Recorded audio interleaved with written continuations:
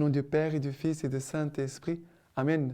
Grande joie d'être là avec toi en ce samedi 15 octobre. Et nous célébrons aujourd'hui Sainte Thérèse d'Avila, une sainte très aimée de notre communauté, Semence du Verbe. Mais je vais parler d'elle à la fin de notre lecture divine.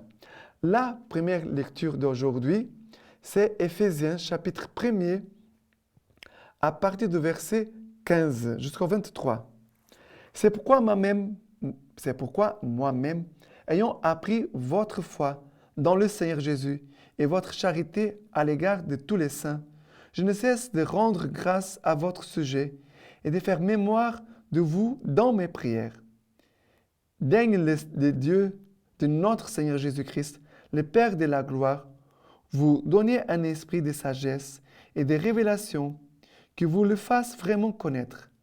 Puisse-t-il illuminer les yeux de votre cœur pour vous faire voir quelle espérance vous ouvre son appel, quel trésor de gloire renferme son héritage parmi les saints, et quelle extraordinaire grandeur sa puissance revêt pour nous, les croyants, selon la vigueur de sa force, qu'il a déployée en la personne du Christ, le ressuscitant d'entre les morts et le faisant siéger à sa droite dans les cieux, bien au-dessus de toute principauté, puissance, vertu, seigneurie et de tout autre nom qui se pourra nommer, non seulement dans ces siècles-ci, mais encore dans les siècles à venir.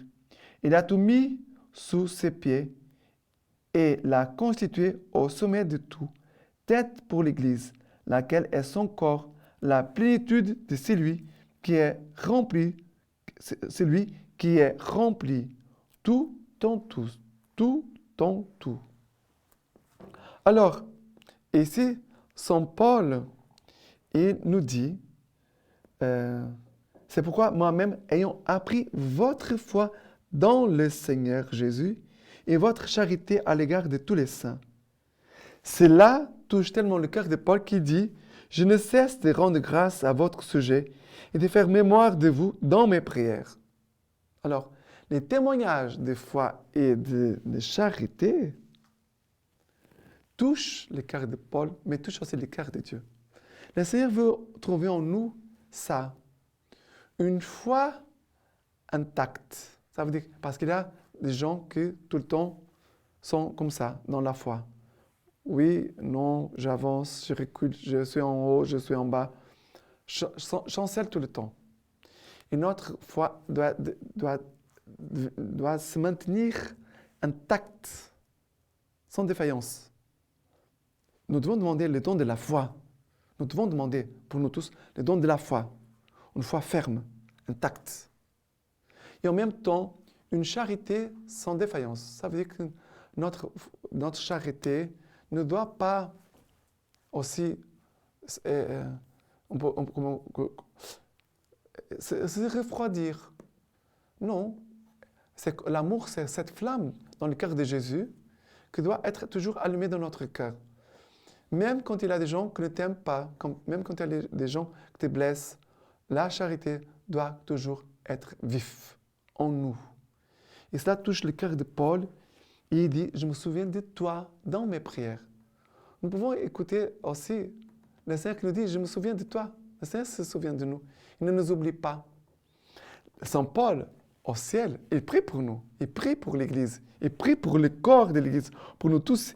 Il dit ici, à la fin, il a tout mis sous ses pieds, les pieds du Christ. Il l'a constitué au sommet de tout, tête pour l'Église, laquelle est son corps, la plénitude de celui qui est rempli tout en tout. Jésus est la tête de l'Église. Nous sommes le corps de Christ, nous les chrétiens. Et le Seigneur nous dit, il va nous remplir du Christ.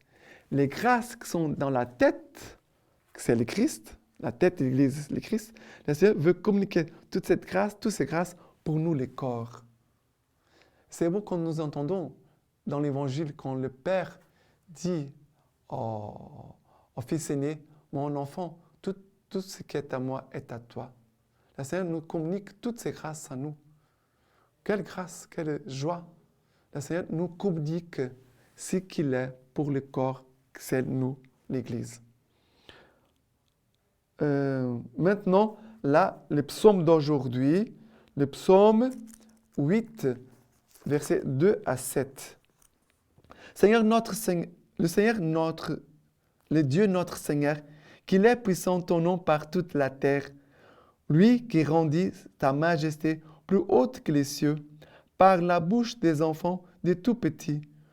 Tu l'établis, Dieu fort, à cause de tes adversaires, pour réduire à l'ennemi et les rebelles. À voir ton ciel, ouvrage de tes doigts, la lune et les étoiles que tu fixas. Qu'est donc le mortel que tu t'en souviennes, les fils d'Adam que tu le veuilles visiter? À peine les fis-tu moindre qu'un Dieu, tu le couronnes de gloire et de beauté, pour qu'il domine sur l'œuvre de tes mains. Tout fut mis par toi sous ses pieds. Alors, le Seigneur dit, lui qui redit ta majesté plus haute que les cieux, par la bouche des enfants des tout petits.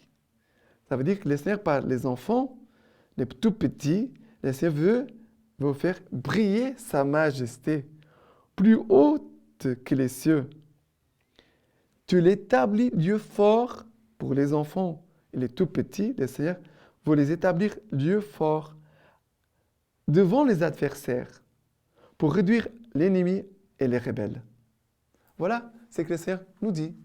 Mais à la condition d'être, ici nous dit, lui qui redit ta majesté plus haute que les cieux par la bouche des enfants des tout petits. Que nous soyons ces petits, ces enfants qui proclament les louanges, les merveilles de Dieu. Et le Seigneur devient notre forteresse, notre lieu fort. Maintenant, l'évangile d'aujourd'hui, c'est Luc chapitre 12, à partir du verset 8 jusqu'au 12.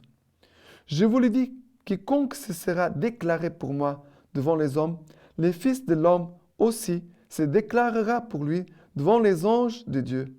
Mais celui qui m'aura régné à la face des hommes sera régné à la face des anges de Dieu.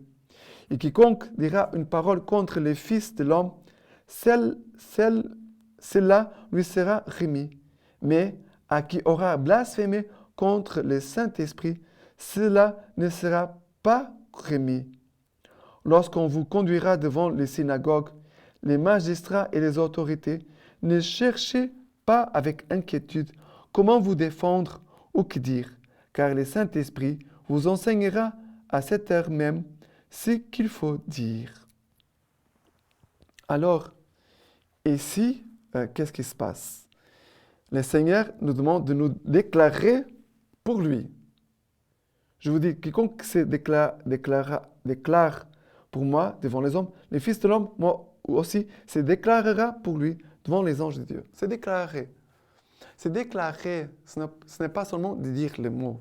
Oui, je suis du Christ, je veux suivre le Christ, j'appartiens au Christ. Mais aussi, c'est déclarer par nos actions, par nos décisions, par nos attitudes, par ce que nous faisons, par ce que nous disons.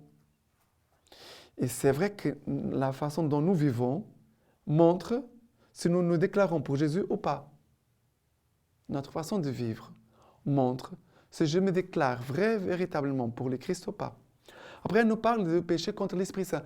Le péché contre l'Esprit Saint, ça veut dire quelqu'un qui a fait une expérience véritable du Seigneur, du Christ vivant. Il a fait une expérience de Dieu, mais après, il laisse tout tomber, il fait semblant que cela ne s'est jamais passé. Il va régner. C'est comme un mensonge. Mais c'est un mensonge contre Dieu lui-même. J'ai goûté le Seigneur, j'ai expérimenté le Seigneur, j'ai reçu les grâces du Seigneur, j'ai vu le Seigneur agissant dans ma vie. Et maintenant, je dis non, cela, c'est toute une illusion, ce n'est pas vrai. Voilà, je me suis trompé. Non, c'est grave. Et après, ici, il nous dit, quand vous serez conduits devant les magistrats, les synagogues, ne cherchez pas avec inquiétude comment vous défendre? Ou que dire? Car le Saint-Esprit vous enseignera à cette heure même ce qu'il faut dire. Ça veut dire, nous devons vivre dans cette attitude de soumission, d'écoute, de confiance dans la personne du Saint-Esprit. L'Esprit Saint, c'est une personne, la Sainte Trinité. Je te fais confiance, Esprit Saint. Je te fais confiance. Nous devons faire ça, des actes de confiance dans la présence et l'action de l'Esprit Saint. Lui, il va nous enseigner, il va nous parler, il va nous montrer. Il nous enseigne. L'Esprit Saint, c'est notre éducateur, c'est notre maître, notre professeur. Voilà. Et maintenant, de Sainte Thérèse d'Avila. Thérèse d'Avila, la réformatrice du Carmel, est une contemplative et une femme d'action. La contemplative a livré les secrets de sa montée vers Dieu dans des livres qui ont fait d'elle un maître de vie spirituelle. La fondatrice a parcouru l'Espagne pour y planter ses monastères. L'âme de Thérèse était unifiée dans sa soif de vivre seule avec les seuls. De son autobiographie, il nous vient en aide, Dieu, il nous vient en aide, il nous donne des forces. C'est un véritable ami. Je le vois clairement. Je l'ai toujours vu depuis que, pour contenter Dieu en obtenant de lui de grandes faveurs, il veut que nous tenions tout de cette humanité sacrée en qui Sa Majesté a dit mettre toutes ses complaisances. J'ai vu clairement que nous devions entrer par cette porte si nous voulons que Sa Majesté souveraine nous révèle des grands secrets. Au sommet de la contemplation, considérer sa vie, c'est le meilleur modèle.